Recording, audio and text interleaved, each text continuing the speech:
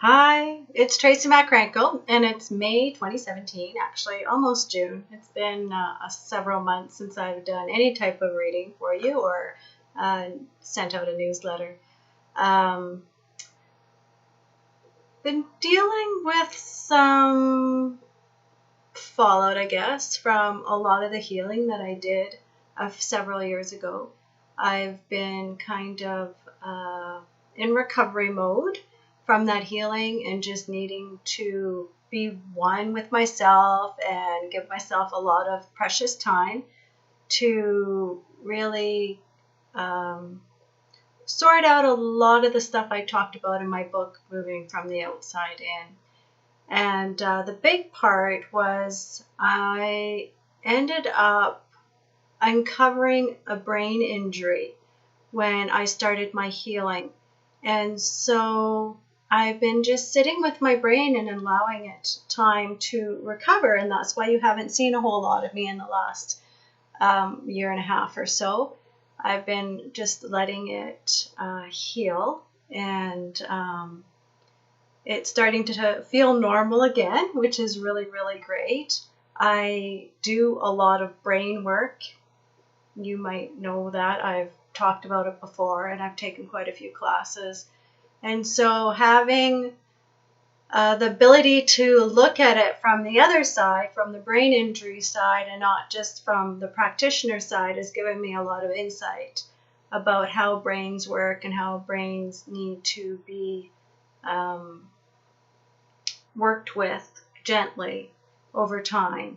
And, it's not always large physical traumas that can cause a brain injury. For me, a lot of what caused this brain injury was integrating information that I had encountered in my healing process into my body. So learning about hidden traumas within my body and then having to make those part of my story also had a huge effect on my brain and the comprehension around, okay, this story no longer looks like this. The story actually looks like this. And how do I take myself to that place when I've been telling this story to myself for so long? And I think we've talked a lot about this before, where we can tell ourselves any story and believe it. So for me, it was having to come to a truth and accept what that internal truth was that my body had shared with me, and releasing what was not a truth. And so that can be a trauma too. And if you're working to make your life a better place and you're using information to help you along the way, you might find that the rewiring of the brain is a very interesting thing. And so even that work I'm available to help you with, just the rewire thing. So you can set up on a new journey, a new path, let go of the old stuff. I hope that all makes sense to you. I also am collaborating in a new book called I Am a Brilliant Woman. I Am a Brilliant Woman. Karen Klassen is actually has 10 of us, and we're all doing a chapter in the book. It'll be coming out August, early September. I'll get you dates on that. And so that chapter in that book is really a continuation from my book, Moving from the Outside In, and talking about how this brain trauma has changed things for me so much in the last couple of years. And so with me finally waking up, I'd like to put it that way, waking up and out of this silent place I've been at for the last several years, I want to do a psychic reading for you today, actually using the tarot cards with John Holland. And just not only help me, but many of you who would be listening to this, because you're drawn to it for whatever reason, to move through into a new place or new space in your life right now. I think many of us have that feeling of being in caterpillar for a long time. And it might have just been a resting place for a short period of time, like myself, or you might have been in it a bit longer. But I think a lot of us are ready to start spreading our wings again and transforming into that butterfly, with spring on the way and summer almost here. It just feels like it's a good time to see what we can do to help ourselves move forward in the direction that'll help us the best. So as usual, I'm going to pull 3 cards. That's the plan. Sometimes it's more, sometimes it's 3. So we'll see what we get. So 3 cards today.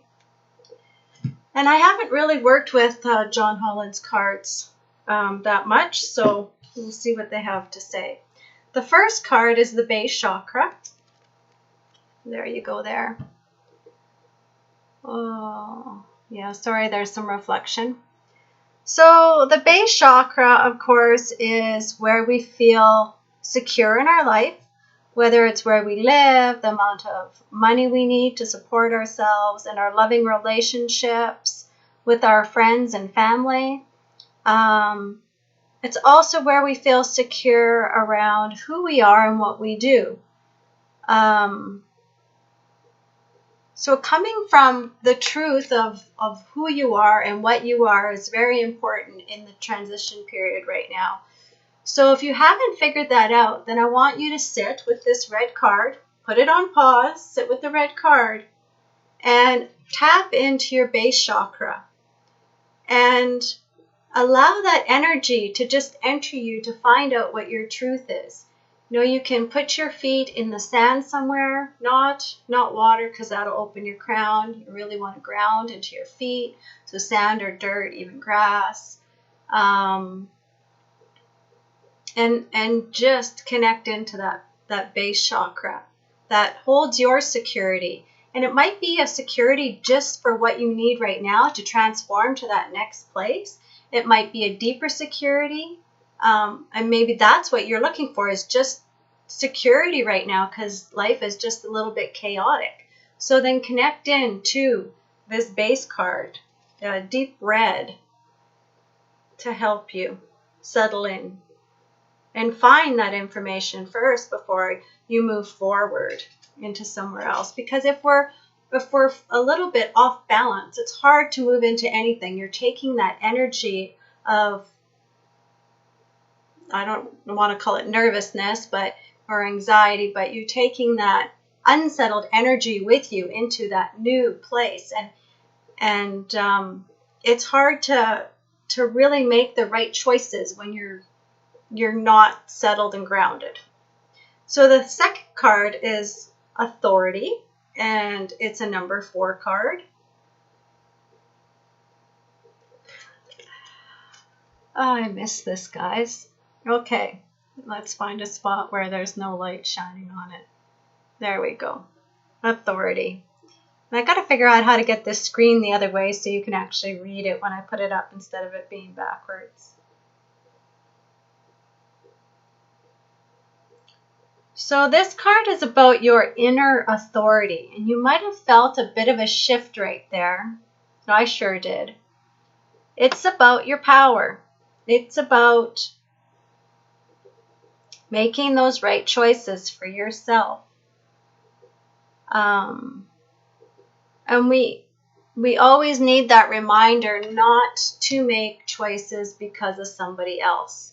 I remember I was in high school and finished grade 12, and I needed to do some extra work to upgrade my classes to go off to post-secondary. So rather than stay where I was living at the time in Yellowknife, I decided I was going to go to Winnipeg and do this. I did not do this from a grounded place. The decision I made was probably one of the worst decisions I ever made in my life.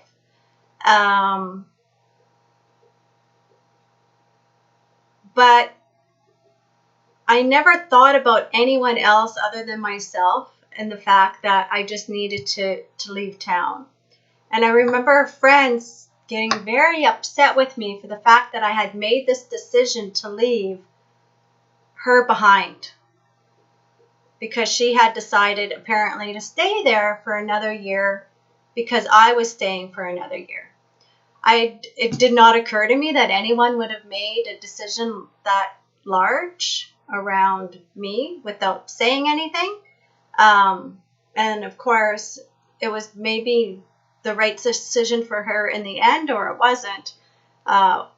Can't say if it was the right decision in the end for me or not. I learned a lot leaving and moving away, not from my grounded place.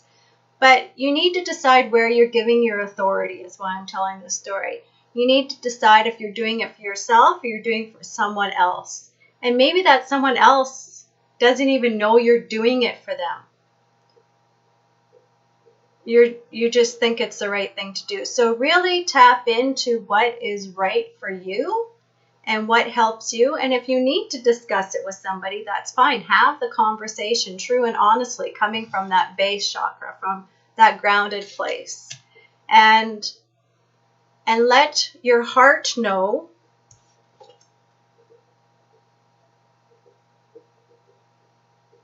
if it's the truth, if this is what you need to do to move into that next part of your life. Yeah, he's not taking any crap from anyone. It's all about him. That doesn't mean we don't consider other people. It just means do it for yourself. And then the last card is Destiny. How perfect is that? And it's a number 10.